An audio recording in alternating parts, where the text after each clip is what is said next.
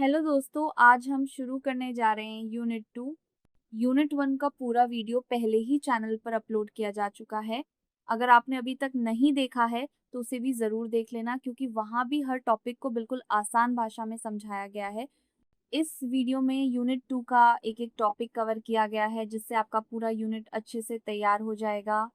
इस वीडियो के अंत तक आपको किसी भी अलग नोट्स या एक्सप्लेनेशन की ज़रूरत नहीं पड़ेगी, क्योंकि इसमें वही सब कुछ बताया गया है जो आपके एग्ज़ाम में पूछा जा सकता है। हर लाइन को आसान भाषा में समझाया गया है ताकि आप बिना रटे भी याद रख सको और एग्ज़ाम में अच्छे से लिख सको। अगर ये वीडियो आपको थोड़ा सा भी हेल्पफुल लगे तो एक लाइक ज़रूर कर देना, एक छोटा सा कमेंट कर देना, जिससे मुझे पता चले कि मेरी मेहनत आपके काम आ रही है। और चैनल को सब्सक्राइब ज़रूर कर लेना, क्योंकि आप लोगों का सपोर्ट ही मेरी सबसे बड़ी ताकत है। तो चलिए शुरू करते हैं unit 2। Time as a resource, संसाधन के रूप में समय। देखो, समय हमारे जीवन का सबसे कीमती संसाधन होता है। पैसे अगर चले जाएं तो वापस आ सकते हैं, लेकिन समय एक बार चला गया तो दोबारा नहीं आता। इसलिए ये ज़रूरी है कि हम समय को बिल्कुल उसी तरह संभालें जैसे हम किसी बहुमूल्य चीज़ को संभालते हैं। जो लोग अपने समय का सही उपयोग करते हैं वो अपने पर्सनल और प्रोफेशनल दोनों लाइफ में सफल हो जाते हैं, क्योंकि अगर आप सही समय पर सही काम करते हो तो आपके गोल अचीव होना ऑलमोस्ट श्योर हो जाते हैं। अब बात करते हैं कि समय को रिसोर्स क्यों कहा गया है। क्योंकि ये लिमिटेड होता है, यानी दिन में हर किसी के पास बराबर के 24 घंटे होते हैं। जो इन 24 घंटों का सही उपयोग करता है वही आगे बढ़ता है। अगर आपने समय का सही उपयोग नहीं किया तो वो वक्त चला जाएगा, और फिर चाहे आप कितनी भी कोशिश कर लो उसे वापस नहीं ला सकते। टाइम मैनेजमेंट का मतलब होता है कि आप अपने दिन के हर घंटे को इस तरह प्लान करो कि उसमें से मैक्सिमम आउटपुट निकले।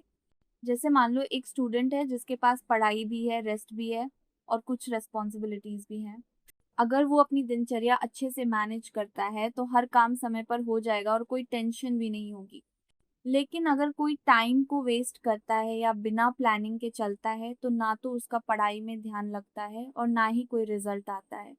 इसलिए समय को रिसोर्स मानकर चलो और हर दिन का प्लान पहले से बनाकर रखो। आइडेंटिफाइंग टाइम वेस्टर्स, समय बर्बाद करने वाले कारकों की पहचान। अब बात करते हैं अगला टॉपिक जो है समय बर्बाद करने वाले कारकों की पहचान। अगर आपको अपना टाइम मैनेज करना है तो सबसे पहले आपको ये समझना होगा कि आपका टाइम जाता कहाँ है, यानी आपका समय किन चीज़ों में वेस्ट हो रहा है, ये जानना बहुत ज़रूरी है। कई बार हम सोचते हैं कि हम बहुत बिजी हैं, लेकिन हकीकत में हम बेवजह की चीज़ों में टाइम वेस्ट कर रहे होते हैं। जैसे काम को टालना, यानी प्रोक्रास्टिनेशन बहुत बड़ा टाइम वेस्टर होता है। एग्जाम्पल के लिए आप सोचते हो कि अभी नहीं, बाद में पढ़ूंगा, और वो बाद में कभी आता ही नहीं। एक और टाइम वेस्टर होता है सोशल मीडिया। अगर आप एक बार फ़ोन खोल लो तो आपको पता ही नहीं चलता कि 1 घंटा कहाँ चला गया। फिर है बिना प्लानिंग के काम करना।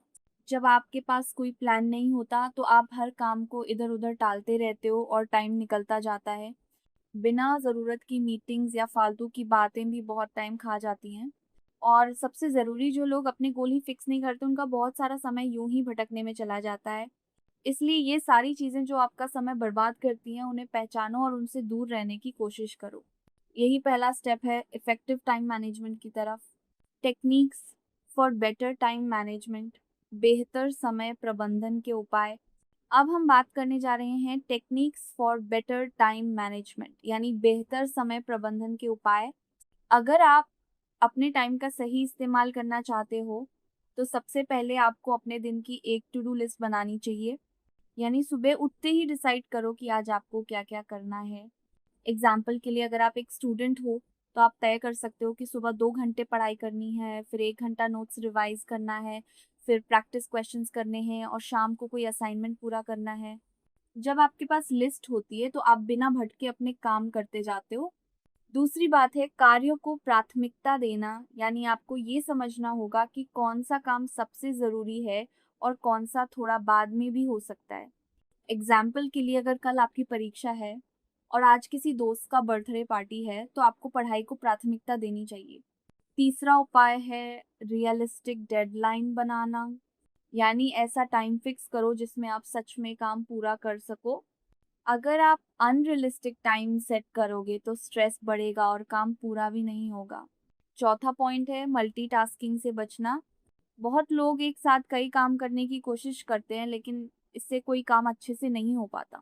एग्जाम्पल के लिए, अगर आप पढ़ाई करते हुए मोबाइल चला रहे हो तो ना पढ़ाई ठीक से होगी, ना फ़ोन का मज़ा आएगा। इसलिए एक समय में एक ही काम करो और पूरे फोकस से करो। फिर आता है शॉर्ट ब्रेक्स लेना। लगातार बहुत लंबे समय तक पढ़ाई करने से मन और शरीर दोनों थक जाते हैं। एग्जाम्पल के लिए, अगर आप 2 घंटे लगातार पढ़ाई कर रहे हो तो 5 या 10 मिनट का ब्रेक ज़रूर लो। इससे एनर्जी बनी रहती है और अगला सेशन भी अच्छे से होता है। आखिर में सबसे ज़रूरी बात, डिस्ट्रैक्शन से दूर रहना। अपने मोबाइल में सोशल मीडिया नोटिफिकेशंस को ऑफ कर दो और ऐसी जगह पढ़ाई करो जहाँ डिस्टर्बेंस ना हो। एग्जाम्पल के लिए, लाइब्रेरी या घर का एक शांत कमरा। जब आप इन टेक्निक्स को फॉलो करते हो तो आपका समय सही तरीके से उपयोग होता है और आप हर दिन के एंड में सेटिस्फाइड फील करते हो। इंट्रोडक्शन टू स्ट्रेस, तनाव का परिचय। अब हम बात कर रहे हैं स्ट्रेस यानी तनाव के बारे में। स्ट्रेस एक ऐसी भावना है जो तब आती है जब हम किसी प्रेशर में होते हैं या हम पर कोई जिम्मेदारी या चैलेंज होता है जिसे हम संभालने में कमज़ोर महसूस करते हैं, या थोड़ा स्ट्रेस कभी कभी अच्छा भी होता है, उसे हम यूज स्ट्रेस कहते हैं।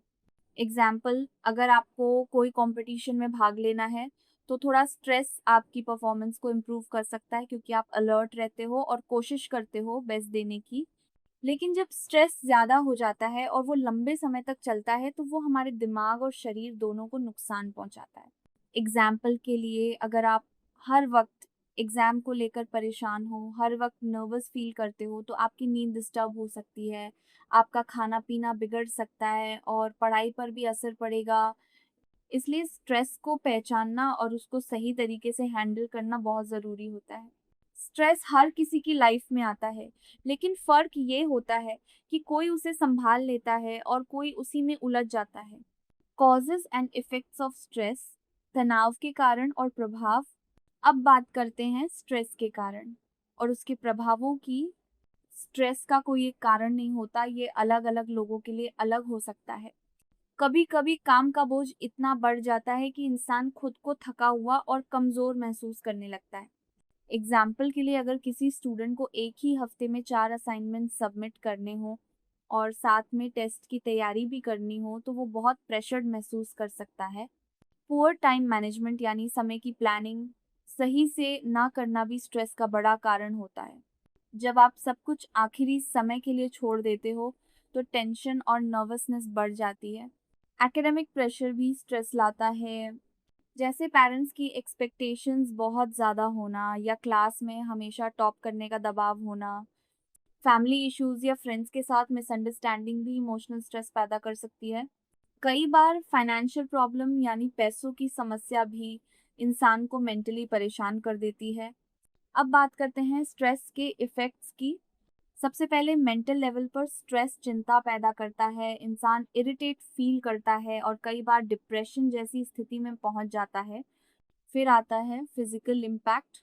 जब दिमाग पर दबाव होता है तो शरीर पर भी असर दिखता है, जैसे सिर दर्द, नींद की कमी या बहुत ज़्यादा थकान। इमोशनली भी इंसान बैलेंस खो देता है, मूड बार बार बदलता है, छोटी बातों में फ्रस्ट्रेशन आता है।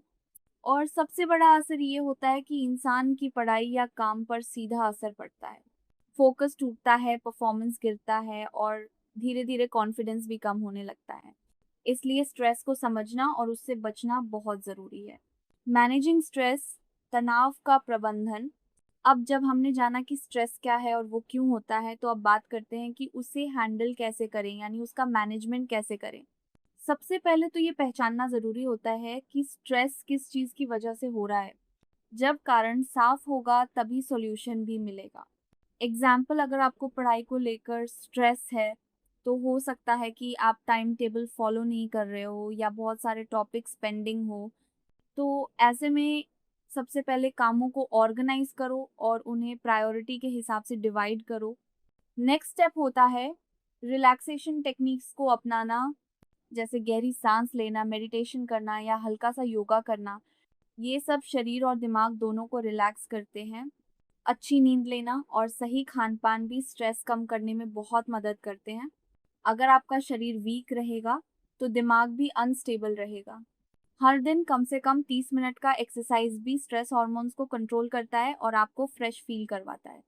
जब दिल बहुत हैवी लगे तो किसी अपने से बात करो। अपने दोस्त या फैमिली मेंबर से बात करने से दिमाग हल्का होता है और क्लैरिटी आती है।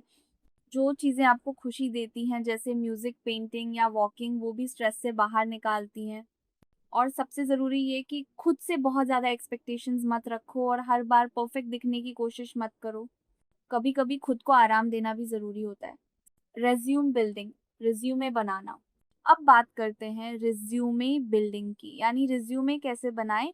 रिज़्यूमे एक ऐसा डॉक्यूमेंट होता है जो आपके बारे में सामने वाले को पहली बार जानकारी देता है। इसमें आपकी एजुकेशन होती है, आपके स्किल्स होते हैं, आपके अचीवमेंट्स, और अगर आपने कहीं काम किया है तो उसका अनुभव भी होता है। जब आप किसी भी नौकरी के लिए अप्लाई करते हो, तो सबसे पहले एम्प्लॉयर आपका रिज़्यूमे ही देखता है। इसलिए ये बहुत ज़रूरी होता है कि आपका रिज़्यूमे नीट हो, क्लियर हो और सही इन्फॉर्मेशन हो। अगर रिज़्यूमे अच्छा है तो आपके इंटरव्यू तक पहुँचने के चांसेस भी ज़्यादा हो जाते हैं। अब बात करते हैं कि एक अच्छा रिज़्यूमे में क्या-क्या होना चाहिए। सबसे पहले आता है पर्सनल डिटेल्स, जैसे आपका नाम, कॉन्टैक्ट नंबर और ईमेल आईडी। फिर आता है करियर ऑब्जेक्टिव, यानी आप उस जॉब में क्यों इंटरेस्टेड हो और आप क्या कंट्रीब्यूट कर सकते हो। इसके बाद एजुकेशनल क्वालिफ़िकेशंस, यानी आपने कौन-कौन सी पढ़ाई की है, कब की है और कितने परसेंटेज आए हैं। फिर होता है आपके टेक्निकल स्किल्स और सॉफ्ट स्किल्स का सेक्शन। एग्जाम्पल जैसे कंप्यूटर स्किल्स, कम्युनिकेशन स्किल्स या टीम वर्क एबिलिटीज़। अगर आपके पास कोई काम का अनुभव है तो उसे भी मेंशन करें। अगर आपने कोई कोर्स या सर्टिफिकेट किया है तो उसे भी ज़रूर डालें।